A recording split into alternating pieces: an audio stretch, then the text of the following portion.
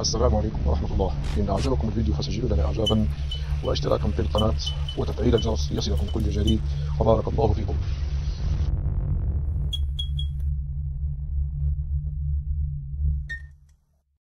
Bonjour, aujourd'hui avec Pierre Péan, 1830, les véritables causes de la conquête de l'Algérie. L'existence du trésor d'Alger est un fait notoire. Alger sera prise, et avec cette ville, les richesses qu'elle renferme. Général de Bourmont, commandant en chef de l'expédition d'Alger en 1830. Le 14 juin 1830, les 37 000 hommes du général de Bourmont débarquaient donc sur les plages de Sidi Ferruche, à 27 km à l'ouest d'Alger. Ils venaient, croyaient-ils, défendre l'honneur de la France et libérer les Arabes de l'occupation turque, mais sans savoir encore qu'ils écrivaient ce jour-là la première page d'une longue histoire, les 130 ans de présence française en Algérie.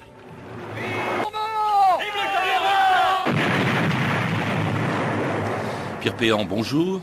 Bonjour. Alors c'était le débarquement français en Algérie le 14 juin 1830, le début de 130 ans de colonisation, justifié, a-t-on dit, par le fameux coup d'éventail du dé d'Alger au consul de France en 1827. C'est du moins ce que vous et moi nous avons appris à l'école. Or, en lisant votre dernière enquête, Main basse sur Alger, on découvre que la principale raison de la prise d'Alger, c'était pas une question d'honneur, c'était beaucoup plus prosaïque. C'était en fait, c'est comme l'indique le titre de votre livre, de faire main basse sur un trésor extraordinaire qui se trouvait à Alger. Vous parlez de, au bas mot, 250 millions de francs de l'époque, c'est-à-dire 10 milliards de francs 2001, c'est-à-dire 1,5 milliard d'euros, et peut-être même plus d'ailleurs.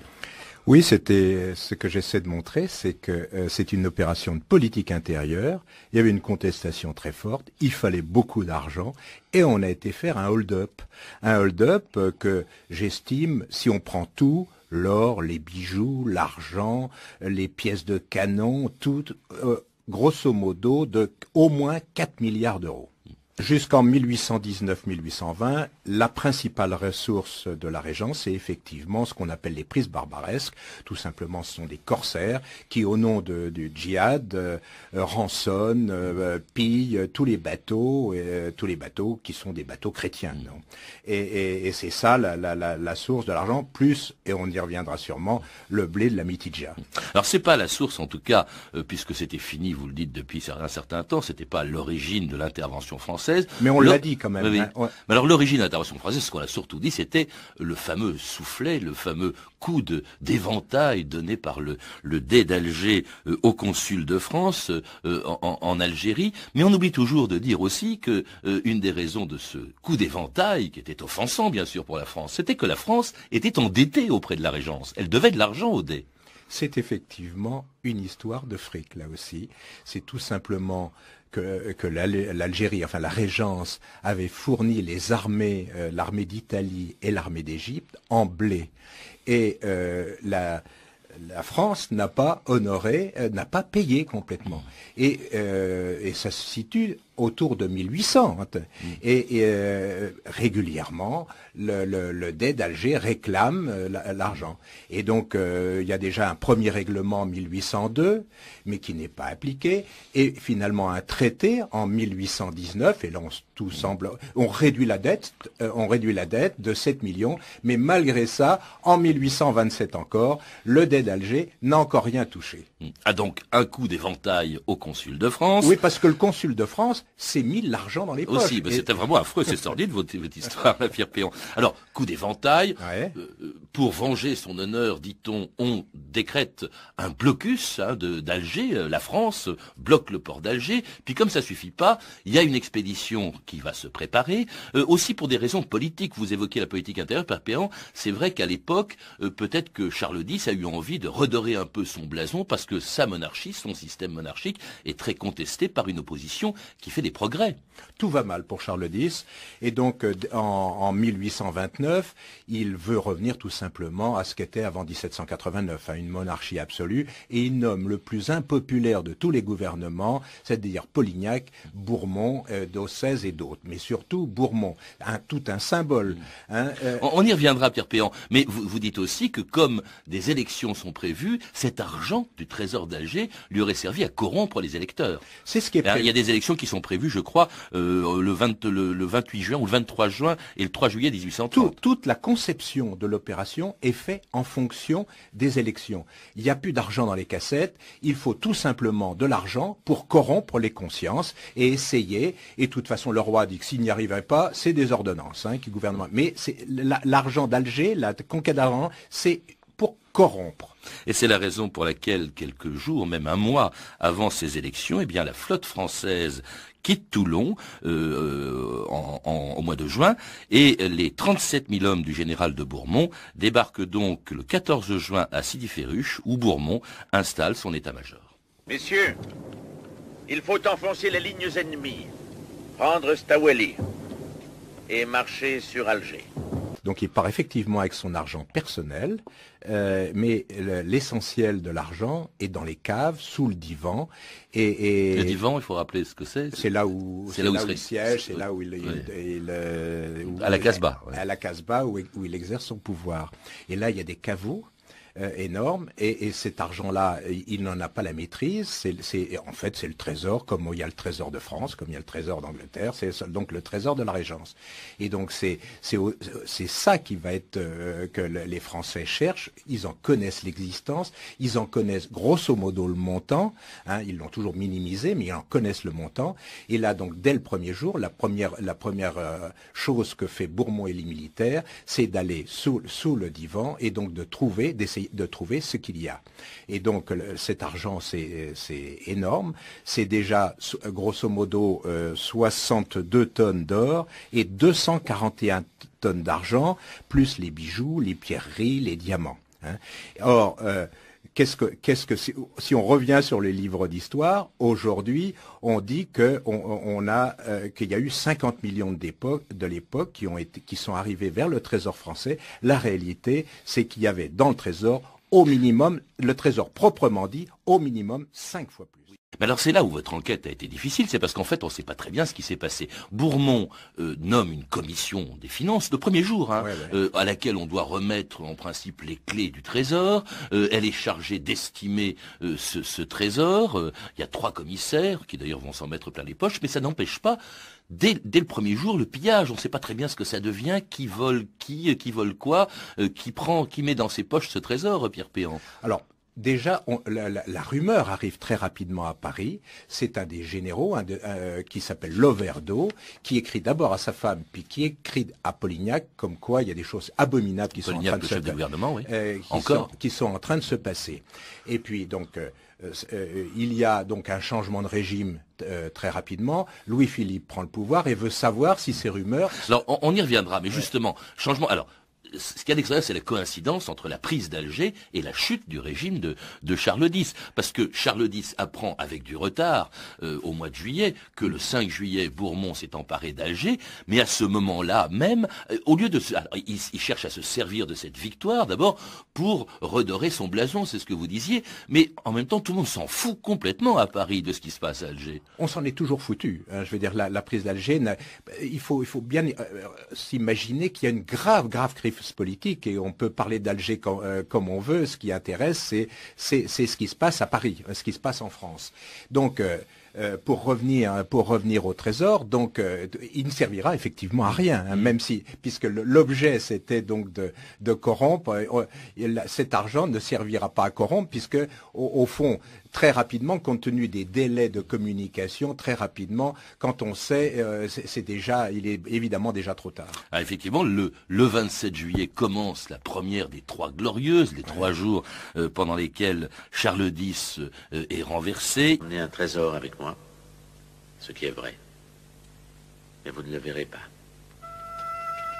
Alors ce trésor d'Alger, finalement, qu'est-ce qu'il est devenu? Avant de parler de votre enquête, Pierre Péan, vous citez vous-même 2 personnages qui ont recherché l'endroit dans quelle poche était passé cet énorme trésor. D'abord un personnage un peu douteux qui s'appelle Flandin.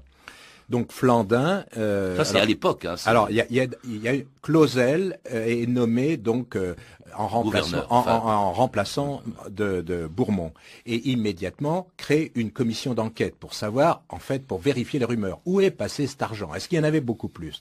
il nomme une commission d'enquête et un rapporteur qui s'appelle Flandin, qui, pour être clair, est un emmerdeur. Hein, mais c'est vraiment le plus efficace. Il se met au travail et trouve tout de suite, effectivement, des traces que l'argent, l'or et l'argent qu'il y avait dans la Casbah étaient beaucoup plus importants que ce qu'on dit à Paris. Et il en trouve les traces, il trouve que des militaires ont transporté beaucoup de caisses d'or, non vers le port, mais vers les collines. Hein, il trouve plein d'éléments. Mais il n'a pas le temps d'aller jusqu'au bout, parce que tout simplement, au bout d'une dizaine de jours, la commission d'enquête est arrêtée. Mais ce Flandin, qui est quand même qui est un tenace, qui est un coriace, qui est un personnage bizarre, plus ou moins maître chanteur aussi, n'arrêtera jamais, lui, d'enquêter et voudra que la vérité éclate. Et pendant 22 ans, hein, il va emmerder tout le monde, tous les gouvernements. Et effectivement, il fait des dossiers dont je me suis inspiré et qui montrent effectivement, en tout cas, il chiffre au minimum à 3 fois ce qu'on déclare, qu'il y avait au moins 3 fois. Donc ça, là, c'est une chose. Et puis, pendant très longtemps, on n'entend plus parler du tout de cette enquête parce que il a été étouffé complètement. Il faudra attendre 1954 qu'un professeur d'université d'Alger, Marcel Émérite, reprenne l'histoire et retrouve des documents qui dormaient dans les archives nationales, et notamment un rapport de la préfecture de police du préfet Pietri, et qui raconte qu'il y a bien eu des détournements, et donc c'est au minimum donc 3 fois plus. Il reprend le truc de Flandin, et donc il fait une déclaration, mais 1954 c'est pas une bonne année pour parler de l'Algérie, puisque c'est le début de la guerre d'Algérie. Donc ça va encore s'enterrer.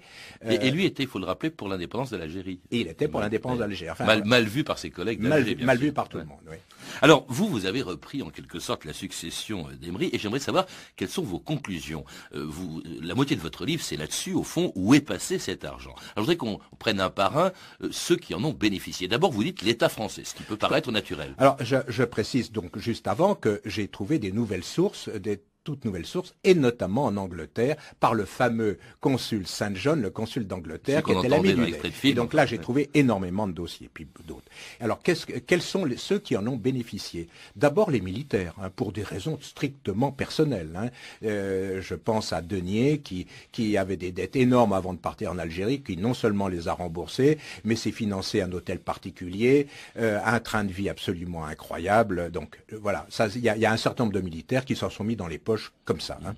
Et puis, il y a Bourmont, justement parmi eux. Bourmont fait partie de cela, mais dans ce que moi j'ai trouvé, Bourmont s'est servi pour des raisons politiques. C'est-à-dire qu'il y avait été pour des raisons politiques, pour la défense de Charles X. Eh bien, il va se servir de cet argent pour monter les conspirations en 1832 pour faire tomber Louis-Philippe. Et ça, j'ai trouvé la trace de l'or qui venait d'Alger. Ça, c'est le deuxième. Le troisième personnage... Pour financer aussi, dites-vous, pour ce qui concerne Bourmont, plus tard, en 1834, une conspiration en Espagne, la conspiration carliste. Mais celle-là, elle est une conspiration carliste, mais l'essentiel de l'argent que j'ai pu trouver au niveau du financement politique, c'était 1832, donc la révolte dite de la duchesse de Berry.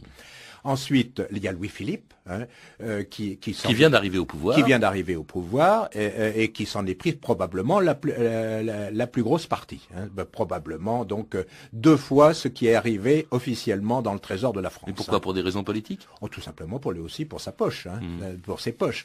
Enfin, il y a aussi plein de gens, enfin, qui ont fait du commerce, etc. Mais le quatrième pôle, c'est surtout la maison Cellière, qui a gagné beaucoup d'argent de cette affaire. La première partie, c'est tout à fait normal, puisqu'ils ont fait un contrat de gré à gré avec le ministère de la Guerre, ont tout à fait bien honoré leur contrat. Donc ils ont été payés pour avoir transporté mais leur position était absolument extraordinaire, c'est-à-dire qu'ils avaient 357 bateaux privés à eux. Donc si les gens voulaient piquer de l'argent, il fallait bien qu'ils transportent. Hein. Et par qui transporter? Par ces bateaux. Donc avec ces bateaux, il fallait payer des commissions. Donc donc ils ont pour le blanchiment, pour le transport, il y avait la maison cellière. Mais aussi ils étaient banquiers parce que c'était une maison banque. Donc ils ont échangé de l'or pris par les militaires, par les uns, par les autres, contre des lettres de change. Il est plus facile d'arriver dans un port avec une lettre de change qu'avec des valises pleines d'or. Donc troisième raison, ils étaient aussi en position de monopole pour acheter tout ce qui a été piqué, parce qu'il y a eu l'or, l'argent, mais il y a aussi les canons, les marchandises et tout. Et donc ils ont eu toute cette activité de blanchiment, comme on dit aujourd'hui. Eh bien ils ont pu le faire et donc ils ont gagné beaucoup d'argent. Ce qui est marrant, Pierre Péan, c'est que vous avez été voir évidemment les descendants de tous ces gens-là, notamment le baron Cellière. Oui. Alors il vous a accueilli, je crois, très gentiment. Tout à fait gentiment, et même en partant, il m'a dit si vous trouvez des traces du trésor, vous me faites signe. Pourquoi? Mais cela dit, ces gens ont fait fortune, au fond, grâce à cette conquête de l'Algérie. Il y a beaucoup de gens qui ont fait fortune. Je considère que la maison Cellière est à l'origine donc c'est la conquête d'Alger, le développement, l'éclatement de sa fortune. Mais il y a aussi, je pense que le pourboire à celui qui concrètement était sur le terrain était un certain Adolphe Schneider en paiement de ça, et c'était les forges du Creusot qui ont été financées par la maison Cellière. Donc c'est-à-dire par la régence d'Alger, par le Dey, en par fait, le Trésor. L'évolution de la sidérurgie française a été largement financée par l'or d'Alger. Pierre Péan, c'est quand même extraordinaire, parce que ça, très franchement, j'en ai jamais entendu parler. Moi, c'était toujours le fameux soufflet. Qui a existé aussi. Il existait, les intérêts de... C'est vraiment le dernier tabou, au fond, sur les guerres d'Algérie. On dit toujours qu'il y a des tabous. Or, aujourd'hui, on parle quand même, on sait pratiquement tout, beaucoup de choses sur la guerre, sur la torture. Mais sur ce qui s'est passé à l'origine, on n'en sait rien. Ce fameux trésor, moi, c'est la première fois que j'en entends parler, Pierre Péan. C'est le dernier tabou. Je crois que le tabou était dû tout simplement au fait que le dire pendant plus de 100 ans, c'était tout simplement ternir l'armée française et le discours ambiant qui était l'œuvre de civilisation de la France. Et faire un hold-up et la civilisation, c'est pas tout à fait conciliable. Et je pense que c'est ça la vraie raison. Et puis je ne sais pas pour quelle raison les chercheurs, les historiens n'ont pas été voir dans certaines sources qui sont totalement accessibles, notamment celle de Londres. Merci Pierre Péan. Main basse sur Alger, enquête sur un pillage, c'est le titre de votre livre